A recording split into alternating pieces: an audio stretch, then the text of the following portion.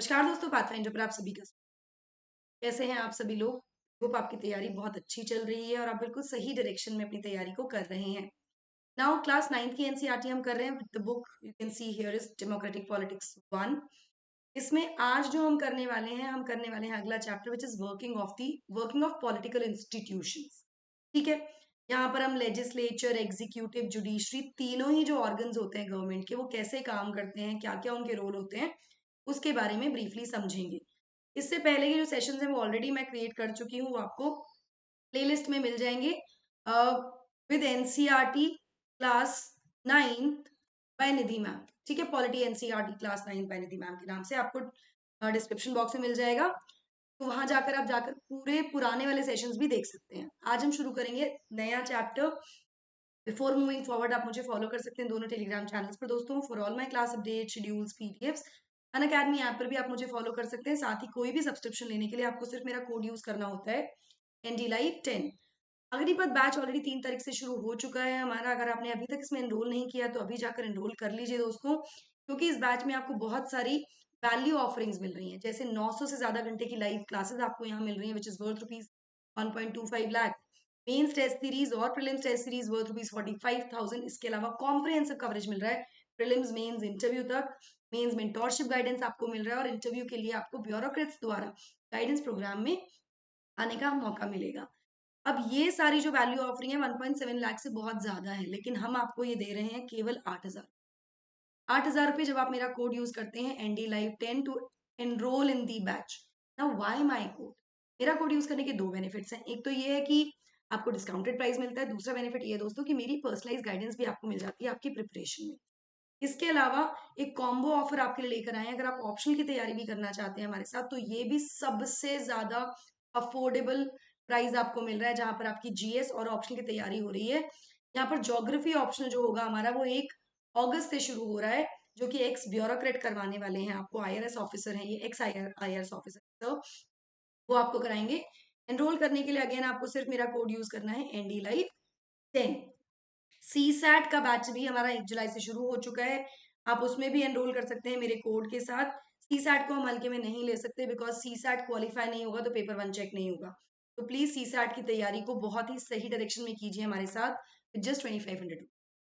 चलिए बात करते हैं पॉलिटिकल इंस्टीट्यूशंस की। सबसे पहले हमको ये समझना जरूरी है, जब हम वर्किंग की बात करते हैं हमको समझना जरूरी है कि पॉलिटिकल इंस्टीट्यूशंस की आवश्यकता।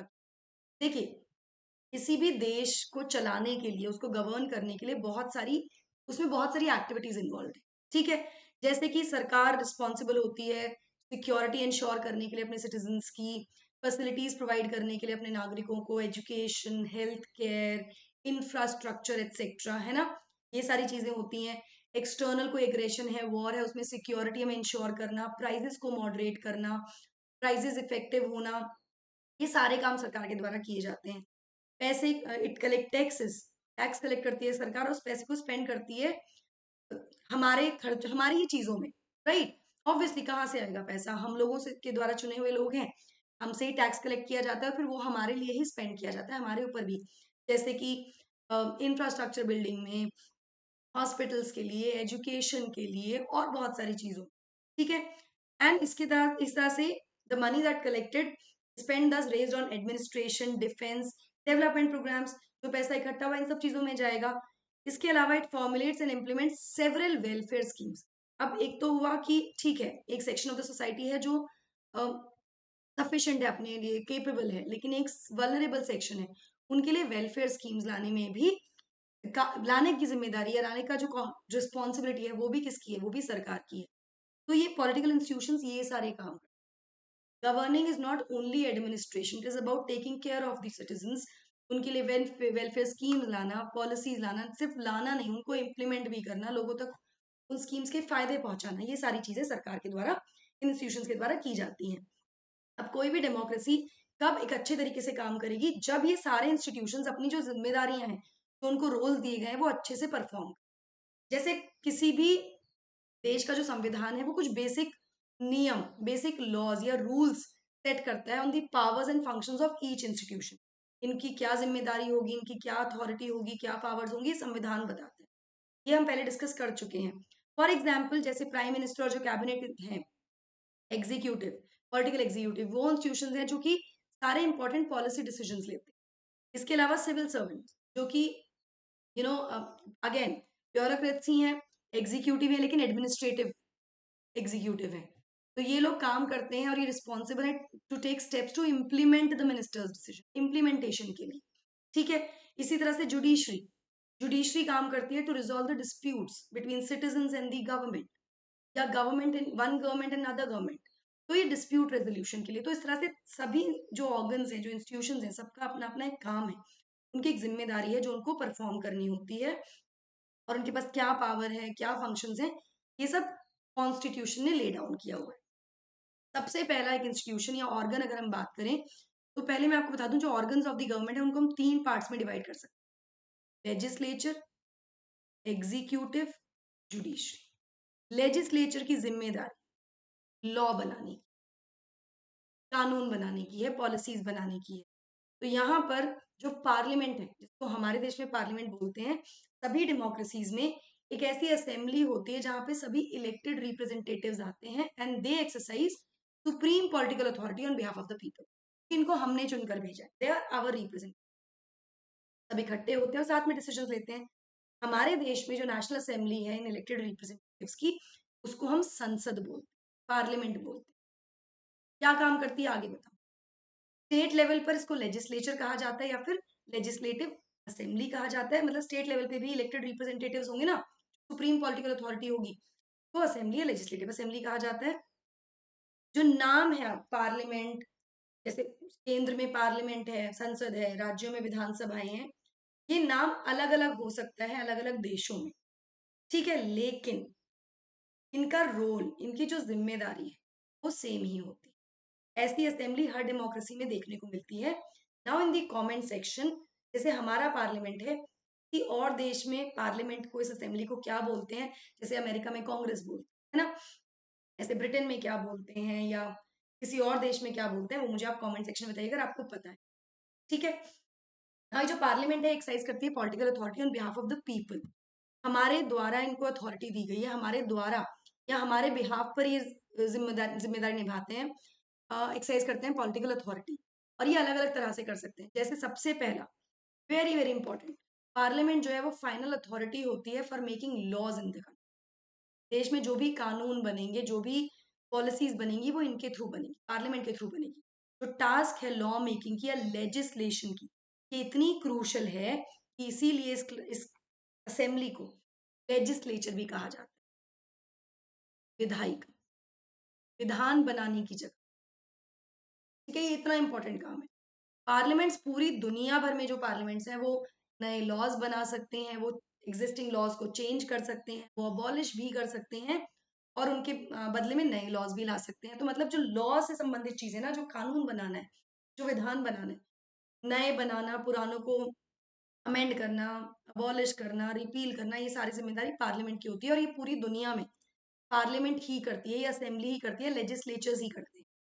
इसके अलावा पार्लियामेंट सारी दुनिया में कंट्रोल एक्सरसाइज करते हैं over who those who run the government. मतलब लेजिस्लेचर कंट्रोल करता है एग्जीक्यूटिव, एग्जीक्यूटिव अकाउंटेबल है टूवर्ड्स लेजिस्लेचर। का क्या मतलब? इसका मतलब ये होगा कि जैसे भारत में एग्जीक्यूटिव कंप्लीटली अकाउंटेबल है to the legislature, specially Lok Sabha, और ये फुल और डायरेक्ट कंट्रोल।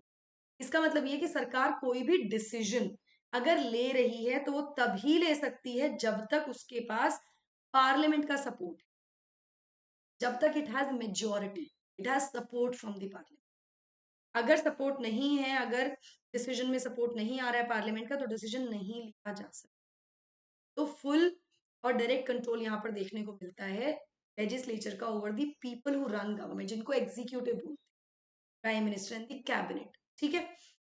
इसके अलावा पार्लियामेंट कंट्रोल करती है सारा पैसा सरकार। बहुत सारी कंट्रीज में जो पब्लिक मनी है वो केवल तभी स्पेंड किया जा सकता है, जो हम टैक्सेस की बात कर रहे हैं, जो रेवेन्यू कलेक्शन हो रहा है, जो खर्चा हो रहा है इंफ्रास्ट्रक्चर पे, सरकार कर रही है, लेकिन वो सरकार कब कर सकती है? जब पार्लियामेंट उसको सैंक्शन करे। ठीक है। इसके अलावा पार्लियामेंट हाईएस्ट फोरम है डिस्कशन का और डिबेट का ऑन पब्लिक इश्यूज। यहाँ पर बैठकर हमारे जो प्रतिनिधि हैं हमारे मुद्दों को डिस्कस करते हैं, उन पर डिबेट करते हैं, उसमें अमेंडमेंट्स को सजेस्ट करते हैं, डिसीजन लिए जाते हैं, और कोई भी नेशनल पॉलिसी जो होती है राष्ट्र की, वो ऐसे ही बनती है, यहीं पर बनती है। इसके अलावा पार्लियामेंट कभी भी चाहे तो कोई भी इंफॉर्मेशन एग्जीक्यूटिव से मांग सकती है ऑन एनी मैटर। तो parliament plays a very very important role. Parliament या legislature which is one of the most important organs. In the next session we'll be doing executive and then judiciary. तो एक एक करके इसको हम करेंगे। पहले लेजिस्लेचर हमने आज कर लिया है, नेक्स्ट सेशन में हम एग्जीक्यूटिव करेंगे और फिर हम जुडिशरी करेंगे। ठीक है, आई होप आपको लेजिस्लेचर थोड़ा सा क्लियर हुआ होगा। असेंबलीज को क्या बोलते हैं देश भर दुनिया भर में अलग अलग राज्यों में? 2 या 3 राष्ट्रों की असेंबलीज आप मुझे बताइए, राज्य नहीं राष्ट्रों की।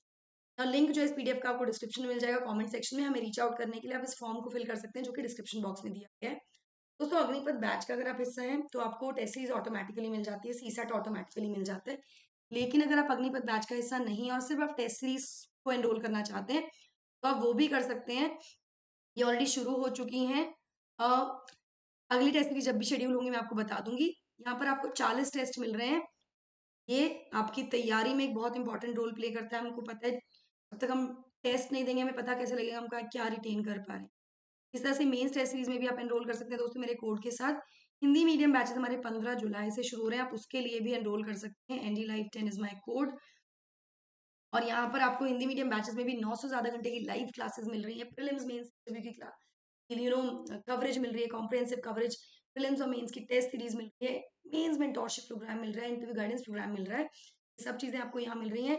ये हमारी पूरी टीम है पाथफाइंडर की।